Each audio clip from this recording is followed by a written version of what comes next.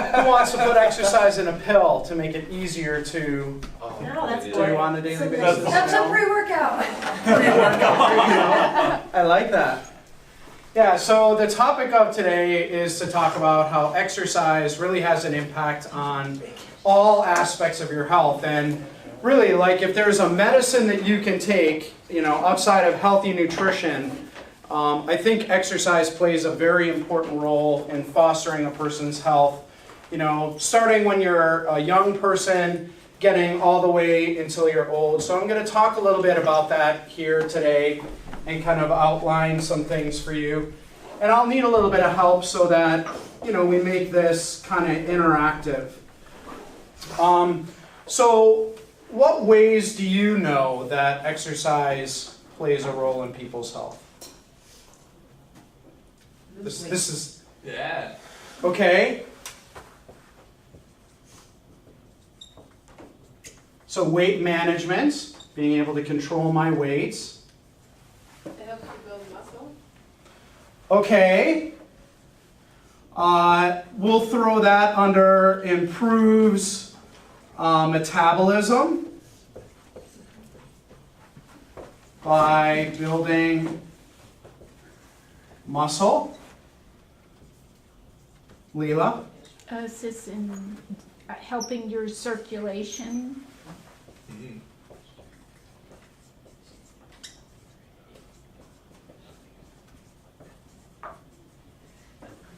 Helps maintain your mental health, I feel like. Okay.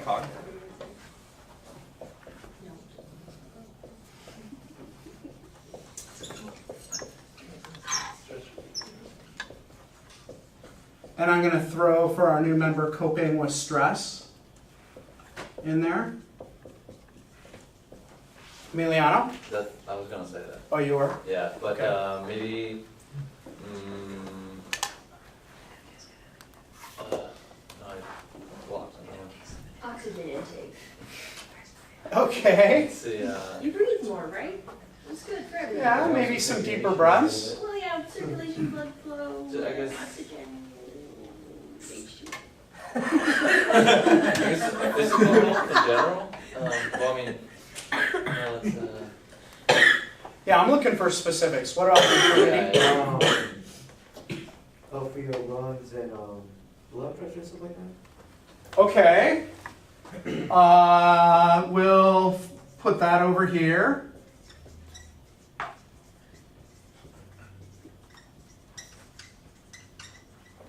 What about lung? I think this goes with metabolism, but improves your appetite. Typically seem to be a little hungrier. I won't put that one on there because that is actually a little bit individual. For some people, it actually helps reduce their feelings of hunger. For other people, it might increase. So, but it's a good point. What else? What about longevity? Overall lifespan. Yeah, lifespan. Okay. Like maybe, I don't know. Maybe that's not. Maybe that's the bottom line down here. Quality of Because isn't that the purpose, right? Like improving longevity and the quality of life.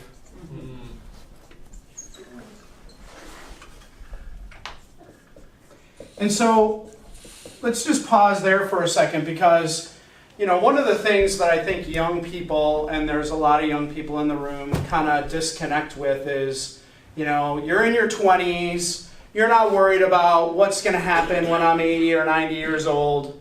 But when you really look at the state of U.S. adults here in the United States, and you start getting into your 70s and 80s and 90s, where do you find a good percentage of adults who are older like that? nursing homes, hospitals, Yeah, yeah. So you almost have two paths that you can travel, and I'm going to put this. Do we have a red pen? You got a red pen over there? Yes. The first two. Did he get a smoothie? Whatever the first two were. Cemetery. So hospitalizations, maybe more than one. Maybe you end up in, a nursing home or other type of care facility.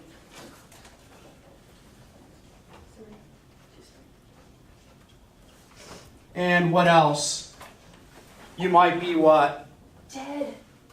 Yeah, it does start with a D, but I'm not going that far yet. Disease. Yes, disabled. Disabled, dependent, A little more over here, guys. and eventually dead, yes. So this is red because this is not where you want to go, obviously. And so we can prevent that from happening by taking care of our bodies through exercise, and hence it can act as a medicine. But there's a couple of additional things that we have here that are health benefits related to exercise. Bone mineral density. Yeah, healthy bones, very good. What about sugar levels? Blood sugar balance. Okay, yeah.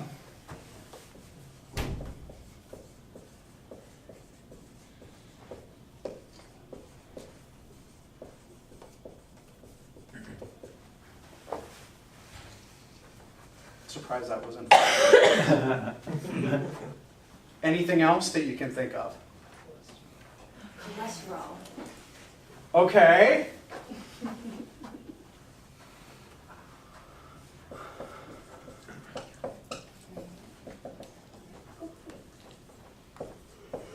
And so to build on what, that was you, Brittany, right? I mean, to be fair, it Yeah, was it was- Emiliano. He said it. It was? Okay. It was the Flexibility? Oh, there you go. Okay, What about? Yeah, go ahead. yeah. No, I was gonna say kind of the benefits of strength, like less injury. Less prone. Good one, Claire. I'm serious. And what can happen to maybe older adults too? When they get older, they might, Fall. yeah.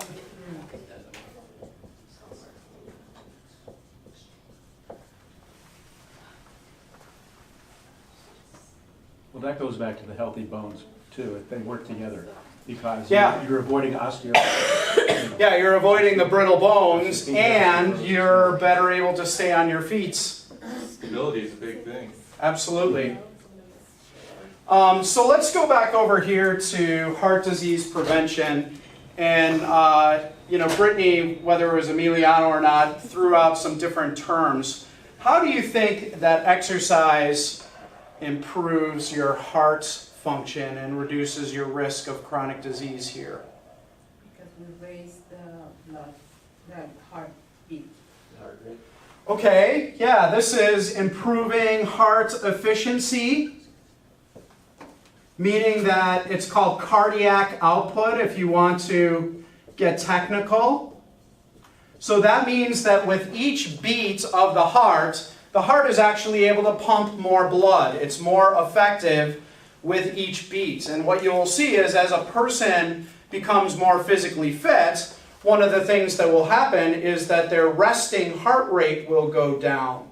The heart doesn't have to beat as many times per minute because it can pump more blood with each beat.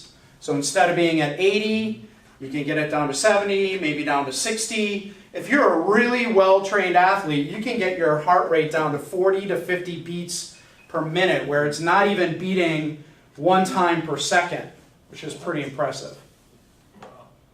Okay, what else does it do over here for heart disease prevention? Gets down to that cholesterol. So what cholesterol is impacted? Increases HDL, right? Yeah, this is one of the only ways to increase your good cholesterol. Not many foods increase your good cholesterol, but exercise, especially cardiovascular exercise, will improve your cholesterol. And specifically, the type of cholesterol we're talking about is a blood cholesterol called HDL.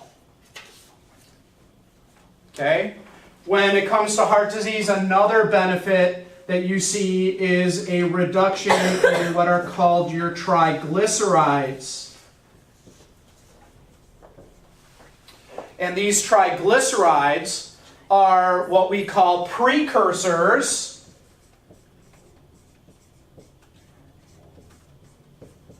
to LDL.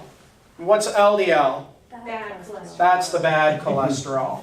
So bad. Why is it bad? It's bad because this type of cholesterol actually damages the artery lining, builds up plaque on the arteries, which closes your blood vessels and increase your blood pressure and increase your risk for heart attack and stroke. And so when I look at this one's big because the number one killer of US adults is cardiovascular disease.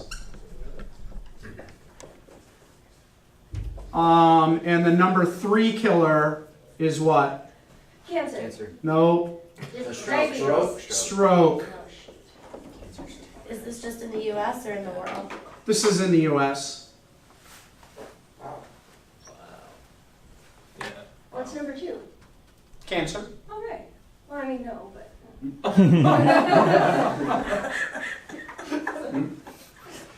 And so the way that you are going to most benefit or reduce your heart disease risk, what type of exercise do you think you should focus on for this? Cardiovascular. Yeah, this would be mainly cardiovascular exercise. Yeah, you name the activity. You just want to raise your heart rate for an extended period of time. And research has shown that you don't even have to go on the treadmill for 30 minutes or an hour. You can actually go out for 10-minute intervals, go out and move around and get some health benefit there, which is great because everybody's got 10 minutes that they can break up through the course of the day. Okay, let's go over here. When we talk about improved circulation, yeah, that's related to the heart's efficiency, but is also linked to blood pressure. Blood pressure. And one of the things that exercise will do is it will reduce blood pressure immediately following exercise.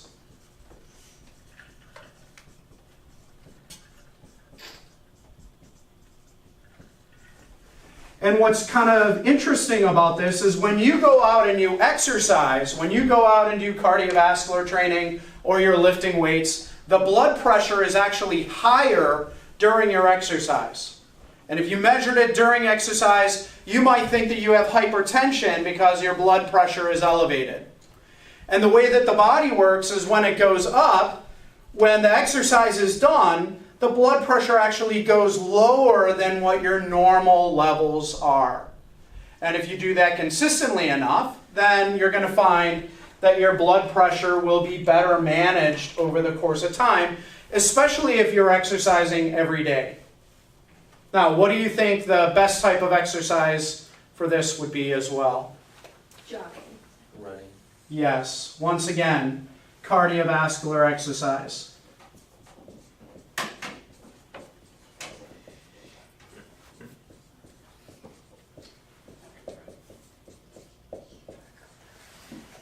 Okay, let's move up top. Healthy bones. What's the name of the issue with the bones? What do we call that? Osteoporosis. Osteoporosis. Thank you very much. And the bones can be strengthened by exercise. Okay, so we can prevent brittle bones. That's basically what osteoporosis is. You have bones that are not strong, so when they come under stress, they have a tendency to break. And what do you think the best type of exercise would be for your bones? Resistance training. Yeah, the number one type of exercise would be resistance training or strength training. Put a stress on the bones by lifting weights, and that stress will make your bones stronger. But it's not just limited, this benefit is not just limited to resistance training. You can also get benefit from doing cardio. But what do you think has to happen with cardio if we're going to get a benefit? Cross train. Okay, be a little bit more specific. Do both. I don't know. Well, no. Let's just separate the cardio out and say, what do you have to do with the cardio that's going to stimulate the bones to get Add stronger? resistance to your training, like up hills, Okay. Heavy vests. Or, yeah, ellipticals, you can. or go for a long time. I was gonna say do more. Or, yeah, like, Good box jumps coming off? Or what's the Because what is the box jump doing? Although that wouldn't Stress. Press the stress, the banging of the bone will cause the bone to want to become stronger.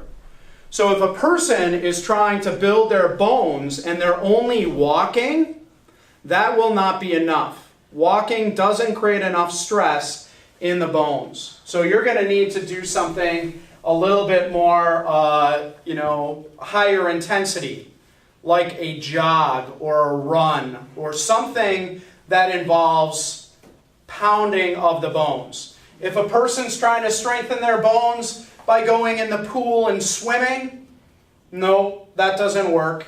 But it certainly can help you with heart disease or the blood pressure, but it's not going to work to deal with your bones. So number 2 on the list would be cardiovascular exercise with, shall we just non-scientifically, with some type of pounding involved. Some type of stress to the bone that will cause it to strengthen.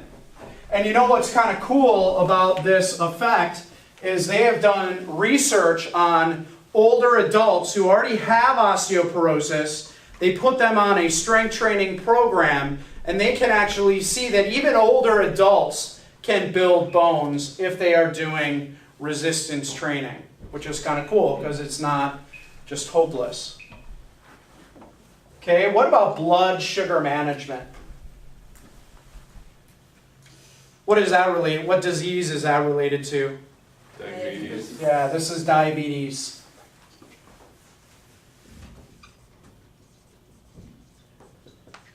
And diabetes is about blood sugar. How is your body coping with the sugars that are going in? And just to clarify, because not everybody's taken a nutrition class in here, any carbohydrate you eat will turn to sugar in the body. So what are some of the carbohydrate foods? Not you or you. Bagel, bread, potatoes, bananas. Okay, the grain category. So your grain foods, bread, cereal, rice, pasta. What else did you say? Bananas. Yeah, the fruit category. Vegetables. Fruit. Food group. What other food groups? Candy. Dairy. Yeah, dairy. Sugar cane? Well, Any type of sugar, candy, cookies, whatever. What else? vegetables. Vegetables. 2 more. Meat. No, meat does not have carbs. Fake meat. So what, Potatoes. which ones we have? That's a vegetable. That's a vegetable. So which ones? Vegetables? We have dairy, fruits, grains, Beans and legumes. Oils. beans and legumes. Oils. No, oil's non-carb containing. One more. This particular food group has healthy fats. fish? Fish. Avocado. No, that's an animal food. No carbs in animals. Nuts and seeds. Nuts and seeds. Nuts and seeds. Nice. So pretty much all plant foods that you put into your body, vegetable, fruit, grains, beans and legumes, nuts and seeds, all those plant foods, they contain carbohydrates. The only animal food that contains carbs is dairy. No meat, no chicken, no beef, no pork, none of that. None of that, no fish. No, none of those animal sources contain carbohydrates. Is that Except dairy. Huh? Yeah, those are Yeah, those are proteins and fats, mostly. And so when we talk about blood sugar management and diabetes, basically what we're trying to do is we're trying to burn the sugars off our body through exercise. And by using sugars as an energy source, then we can better manage our blood sugar levels. So what type of exercise would you recommend then if we were going to try to burn sugars? Cardio. Okay, but you have to get a little bit more specific with cardio. That's correct. That's half correct. High intensities. Boxing. Yeah, I don't know about like a part of, but like I'll do like something real like boxing, but it would just keep me like moving or gotta keep it covering up. Just something like if you trying to move.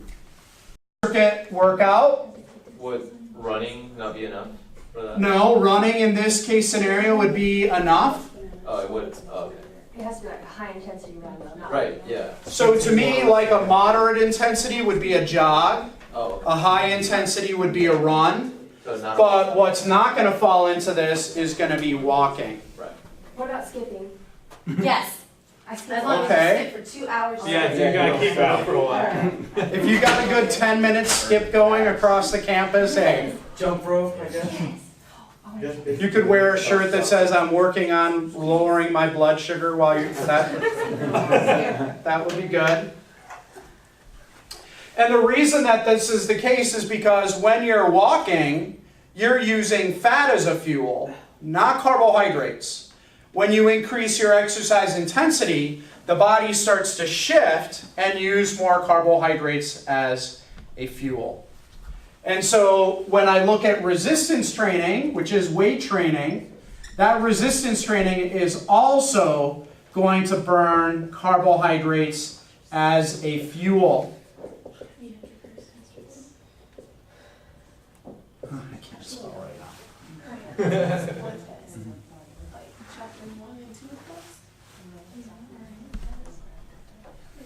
Okay? Moving on along, I really can't say too much about, flexibility training and... Yoga, homie. Yeah, okay. Do yoga. Yeah. All day. You want to get flexible? And this is really just improving your range of motion. I don't know what that is, but okay. And when you get older, your range of motion tends to be reduced because you don't move your joints as much. You don't move them through the full range of motion. You could be suffering from some of the postural issues that happen as you get older and your muscles get tight. So you got to fight the body to basically keep a healthy range of motion. And I would agree with Brittany, our yoga student in here, that yoga is an excellent way to improve the flexibility, and it also can enhance strength. And if you do the certain types of yoga, it can involve a cardiovascular component if you're just going from one pose to the next pose to the next pose. So definitely benefits there. Okay, what about this one right here, by building muscle? What am I going to need to do there? Lift weights. Yeah, there's really only one thing you could do, and that is going to be resistance training. Now, when you hit the ripe old age of 40 years old, that's basically when your body starts to break down your muscle, and it's predicted that you're going to lose about 5 pounds of muscle or so every 10 years as you get into your 40s, then your 50s, then your 60s, and your 70s. By the time you're 70, you could have lost 20 pounds of muscle mass. And there's only one way that you're going to maintain your muscle mass and your strength, and that's going to be going through resistance training.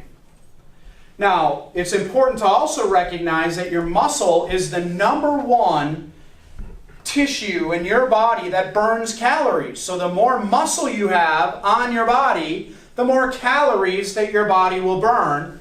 And you want to keep your metabolic engine revved up. That'll help to prevent issues with blood sugar. That'll help to prevent issues with weight management. Okay, and you're going to be stronger, which then can lead to less injury and potentially falls.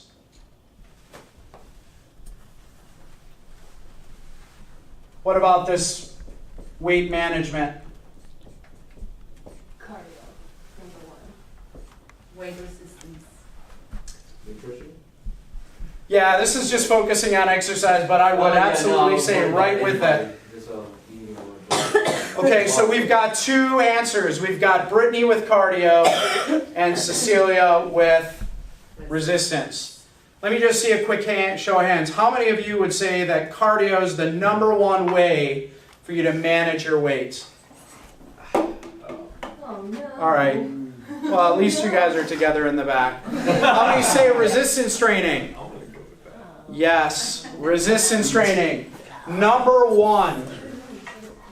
And it goes back to this, what we just talked about. The muscle burning. The muscle burning the calories. And the more muscle that I have, the more calories that I burn. The more muscle I have when I go out for a walk, jog, run, the more calories I burn. The more calories I burn, the better I'm able to manage my weight. Now, one additional important piece here would be the fact that if you're trying to lose weight, then doing resistance training will help your body preserve muscle. So that way, when you're losing weight, you're losing more fat and preserving muscle. If you take resistance training out of the equation, that's going to increase your risk of losing muscle. And so this resistance training is to basically maintain or build muscle. And this cardiovascular exercise, which I would recommend kind of a cross training, so you do both of these. The cardiovascular exercise, the important thing here is to burn calories. Now, I've got a lot of my students in here from the past. Anybody remember how many calories in a pound of fat? 3,500. You weren't supposed to answer. Sorry. Yeah, so to lose 1 pound of fat, you basically need to burn 3,500 calories, which is a lot. Yes, Trinity. Would CrossFit help with that? Since it's kind of mixture of both. Sure, CrossFit can fit into both of these because with a CrossFit, you know, you're going from one exercise to the next, and doesn't really let your heart rate fully recover. And depending on how you have your circuit set up, you could integrate, you know, some cardiovascular exercise into your circuit. Sure. Up here, what do you think the number one? Hormone releases? Yeah, how do you get the hormone release? The ideal hormone By release. dancing. How? Okay. You have to. Drinking pumpkin pie smoothies. Oh my god! I got so happy when I drank that. Would it be like blood flow to the brain to release this chemical? Uh-huh. Yeah. Blood flow to the brain. Cardio.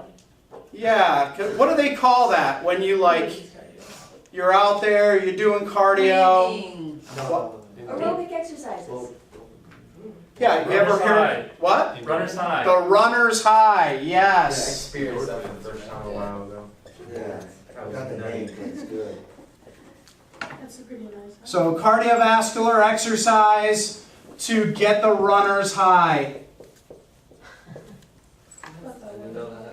And those are actually endorphins that your body releases to make you feel good. And when you're stressed out, one of the best ways to burn off that stress, now you have stress hormones running through your body, go out and do cardiovascular exercise. It'll burn those stress hormones off. Utilizing them while you're exercising, you hit your runner's high, and then you feel great after your workout. I do also want to say when it comes to stress, my resistance training is going to help preserve muscle.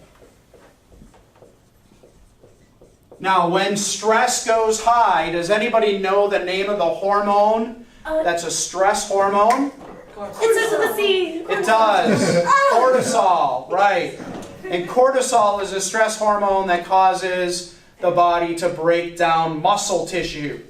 And so if you do resistance training while you're stressed, then you're going to combat the natural effect of the cortisol breaking your muscle down. I just showed somebody to go back. Now, if you went into your doctor's office and you had some type of issue with either high cholesterol or having a risk for heart disease or stroke, what would they do? So you're talking to me. Put you on a pill. They'll get you a pill. If your bones are brittle, what is the doctor going to do? Put you on a pill. Give you a pill. Your blood sugar is high, put you on a pill. You're stressed and depressed, we've got a pill for that too.